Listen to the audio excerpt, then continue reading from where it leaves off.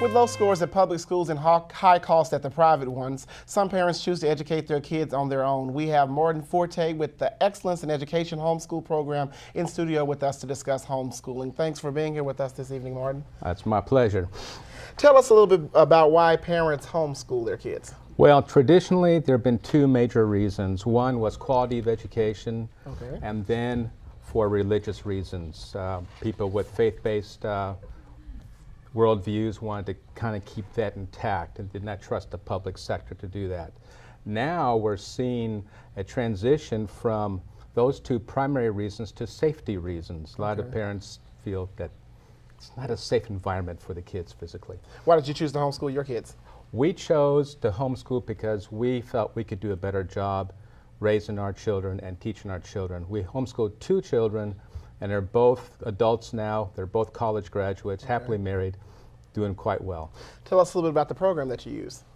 Well, this is the fun part about homeschooling because you have a wide spectrum of options going everywhere from what we call school at home, where you use a textbook, you have tests, it's 4 o'clock, it's time for English or whatever, all the way to unschooling, which is a very relaxed form of homeschooling without a whole lot of structure, but still goal-oriented. And we were somewhere in between with delayed academics. Okay. How can folks who homeschool their kids, how do they keep pace with whether or not their kids are keeping pace with kids in private and public schools? That is such an easy answer because there are so many resources. We have resource centers like what I have. We have a lot of internet options available to you. There are testing agencies which will test your children to see if they're up to par. The resources available to homeschool parents now, even through the public libraries, the public schools even have homeschool programs. So it's quite easy to keep up to par with the public schools. And how do the kids who are homeschooled fare on average? Oh, very good, actually. We actually score about 20 points higher on standardized tests. We do better in college, we do better in the workforce.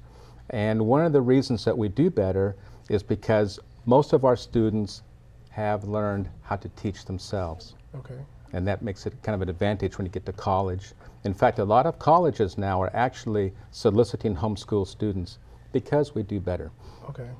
I know that some folks, our viewers, would ask, well, what about the socialization skills when you're not out and about interacting in schools with folks of various cultures, ethnicities, all different types of varying backgrounds? How does somebody who's homeschooled develop those skills? Well, that's very simple because if you have a traditional classroom environment, the socialization influence of a child is plus or minus 6 months of their birthday.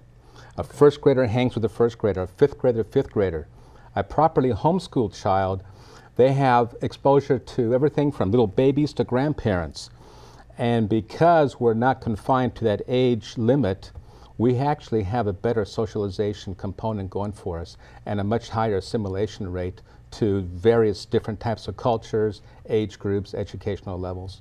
What kind of credentials do parents have to have in order to keep their kids at home and homeschool them? You can have everything from a high school education on up.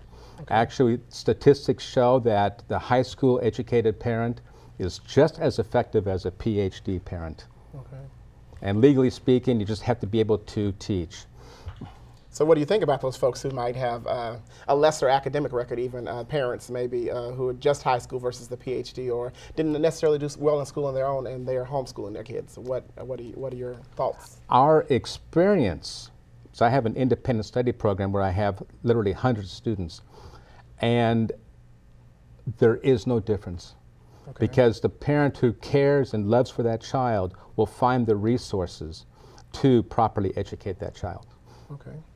And your kids, you mentioned two of them are adults now. What do they think about their experience of being homeschooled? Now that they're out in the workforce and they're out and about, what do they think? They loved their experience. They really did. It was one way for my oldest daughter to, at age 20, actually be the first woman pilot for Africa Inland Missions in Kenya. So at age 20, she was a bush pilot. She'd seen the world all before she got married. And that's kind of a neat experience right there. And she got her degree in aviation.